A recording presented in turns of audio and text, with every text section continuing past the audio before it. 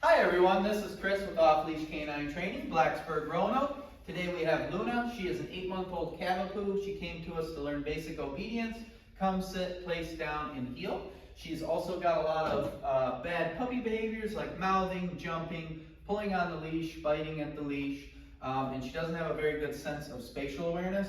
She likes to get in people's faces, and we'll be working with her on those things as well. Let's see what she can do on day of drop-off. Luna, can you come? Come. Luna, come. All right, so how about sit? Luna, can you sit? No. You can jump. Can you sit? Luna, can you sit? Luna, can you sit? No? How about place? Can you place? Place. Luna, place. Luna, place. No? How about down? Can you down? Can you lay down? Down? Lay down?